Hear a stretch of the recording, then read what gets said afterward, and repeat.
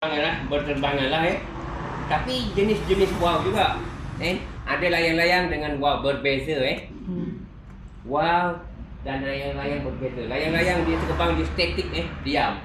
Itu layang-layang lah. Kebanyakan wow dia akan bergerak ke kiri dan ke kanan. Oh, dia macam ke kiri ke kanan. Dia lenggang-lenggang lah, melenggang-lenggang di udara, berlega-lega ya. Bukan dia statik tu tak. Yang ni bergerak ke kiri dan ke kanan dan dia akan menghasilkan bunyi. Bunyi itulah yang wow tu. Macam mana bunyi tu? Betul tak? Wow kan? Macam laser. Oh, bunyi. Oh, Okay. waktu dia terbang tu dia bunyi.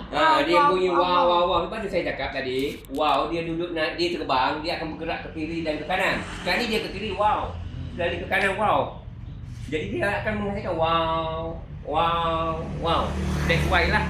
Sebab tu kita panggil wow. Pasal dia berbunyi wow. Dia dipasang pada leher. Leher wow. Di mana leher wow tu? Ni bahagian ni contoh Yang ni. Ni contoh, sorry. Ni contoh.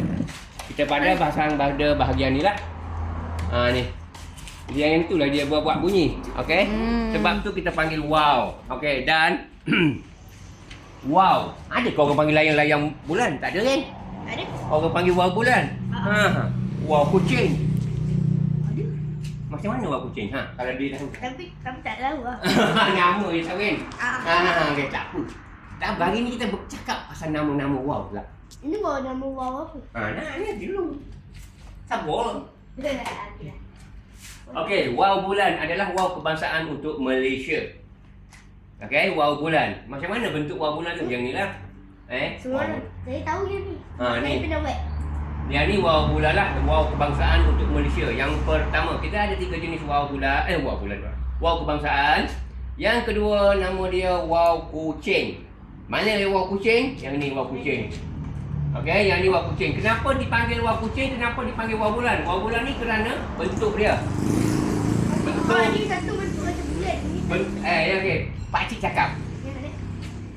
3 fasa bulan ada di sini. Ada 3 fasa bulan. Faham tak fasa tu? Tak, faham. Bulan di langit pernah tengok? Ada waktu dia bulat. Ada waktu dia crescent moon, bulan sabit. Ada bulan waktu separuh. Okey? Yang ni dah 3 fasa saya cakap tadi. Satu, bulan sabit terletak di bahagian ekor. Bulan separuh terletak di pada bahagian sayap. Okey, bulan penuh terletak di sini, bulatan. Okey, jadi maksudnya 3 kitaran bulan terletak pada satu wow lah. Sebab tu kita panggil wow bulan. Dan wow bulan diangkat sebagai wow kebangsaan kerana sinonim lah sebut kata Islam. Dia akan berkait rapat dengan ada kaki. Islam bulan Islam lah. Okey. Logo Islam lebih kepada bulan ya. Okey, yang ni yang pertama lah. Dikatakan lahirnya di negeri Kelantan. Dikatakan. Okey, wow bulan Okey, wow kucing. Macam mana kita dapat nama kucing tu? Nampak kucing? Tak nampak. Kat mana kucing? Tak tahu. Beb, kata nampak. Okey, kita terbalikkan. Kucing. Kena terbalikkan, dia kena akan nampak kepala kucing. Kepala kucing dia curve macam ni, kepala kucing dengan dagu-dagu dia sekali kan, kepala, bentuk kepala. Dan yang ni bahagian telinga dia.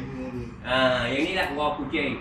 Yang ni wow kebangsaan yang kedua, dikatakan juga lahirnya di negeri Terengganu. Okey? 2. Yang ketiga, wow ni. Yang ni nama dia nama Melayu, nama Malaysia lah. Janda Budi. Dilahirkan di negeri Kedah Darul Aman. Dan sekarang ni dah jadi wow kebangsaan yang ketiga lah. Okay.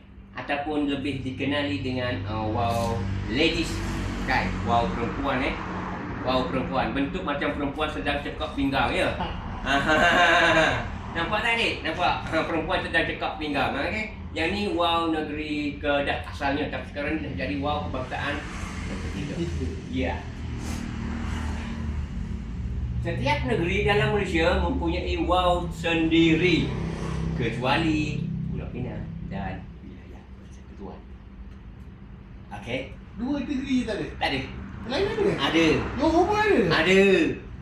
ke? Nak tengok saya tak ada contoh.